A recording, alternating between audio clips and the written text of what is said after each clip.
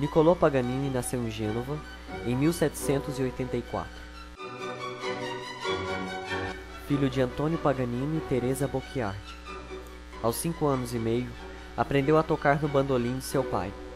Aos 7, aprendeu os primeiros elementos do violino. Em poucos meses, a criança já conseguia tocar qualquer peça à primeira vista. Seu primeiro mestre foi Giovanni Servetto, homem de pouco mérito, com quem não estudou muito tempo. Depois, Giacomo Costa, mestre de capela. Aos 8 anos, Paganini já compunha uma sonata para violino. Seguiu seus estudos com Alessandro Rolla, Paer e Ghiretti.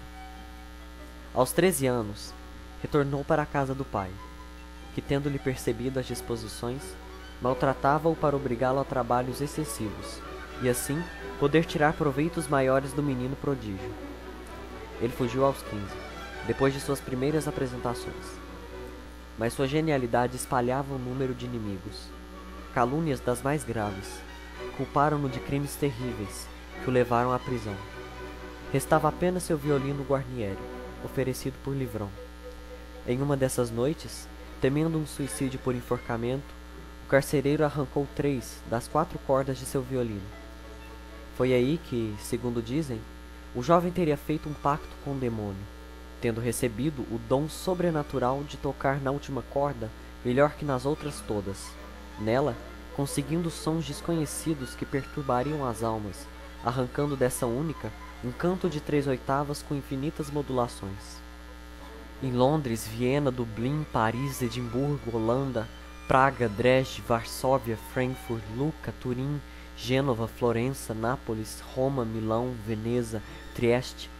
Em todas essas cidades que lhe serviram de glória, o público se debatia à porta dos teatros para ouvir o genial compositor, cujo arco desafiava a voz humana, cujas notas sobrenaturais soluçavam, gritavam, dilacerando os corações numa tal vertigem que pessoas caíam desfalecidas e espectadores afirmavam verem o próprio demônio fazendo vibrar seu violino.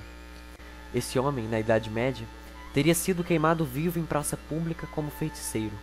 O estranho físico deu ênfase aos rumores místicos e rendeu as mais diversas caricaturas. Nariz adunco, cabelos longos, magreza excessiva, tão pálido quanto um doente. E ele era doente. Sofria dos nervos e tinha uma saúde muito frágil, deixando-o debilitado por longos períodos. Porém, seu charme rendeu o companheirismo de Antônia Bianchi, célebre cantora, que mais tarde lhe deu um único filho, o barão Aquilino Paganini, cuja guarda Paganini pai comprou a preço de ouro. No que diz respeito à sua música, Paganini estará sempre imortalizado ao lado de grandes gênios. Como disse Karl Goer, com Paganini tudo é novo, inédito. Sabe tirar do instrumento efeitos até então desconhecidos. Depois de Tartini, Corelli e Viotti, parecia esgotado tudo o que se refere ao violino.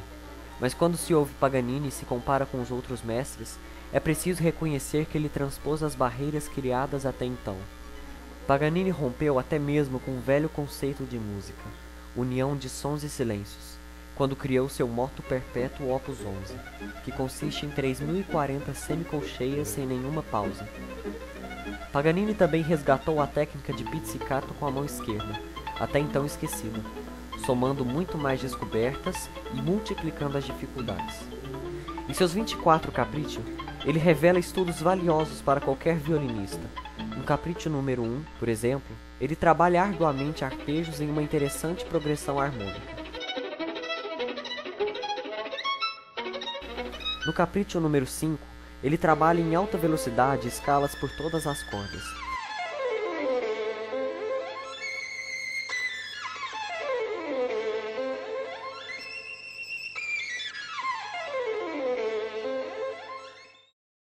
No capriccio número 24, talvez o mais conhecido, ele trabalha cordas duplas e glissato.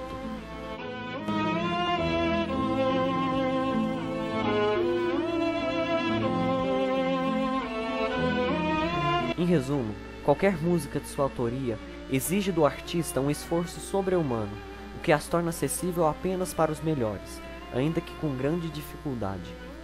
E mais extraordinário é saber que Paganini, inúmeras vezes, Chegava ao salão de apresentações sem ter ensaiado ao menos uma vez com a orquestra que o acompanharia, e muitas vezes ficou semanas inteiras sem pegar no violino. Como disse Bernatti, a delicadeza do ouvido de Paganini excede tudo o que se pode imaginar. Em meio a todos os instrumentos de uma orquestra, basta-lhe um dedilhar para afinar o violino. Por várias vezes, mostrou a perfeição de seu senso musical, tocando direito num violino propositalmente desafinado. Aos 39 anos, Paganini contraiu sífilis, pois não se limitava aos casos com as fãs. Ele também procurava as profissionais. Suas últimas décadas foram dolorosas. O tratamento, na época à base de mercúrio, provocou a queda de seus dentes, e o vinho lhe foi proibido. Em sua década final, as aparições em público diminuíram, ligadas à sua decadência física. Morreu às 5 horas da tarde, de 27 de maio de 1840, em Nice, devido a um câncer de laringe originado pela sífilis. Porém, só foi enterrado 36 anos depois de sua morte, em 1876, devido a complicações com relação ao local onde enterrá-lo. O clero de Nice se recusava a enterrá-lo naquelas terras. O bispo gritava: "Esse homem que era o diabo em pessoa", como descreveu Neil. O processo de post-mortem que Paganini sofreu foi paradoxal e humilhante. Sem onde enterrá-lo, ele permaneceu numa adega de hospital. E só após várias reclamações, foi jogado num enorme tonel em que os fabricantes de óleo amontoavam os restos das azeitonas espremidas.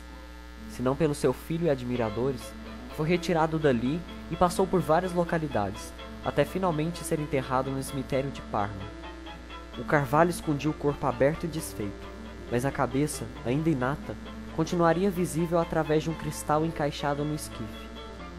De hoje em diante, poder-se-á contemplar à vontade o rosto do diabo que se fez gente.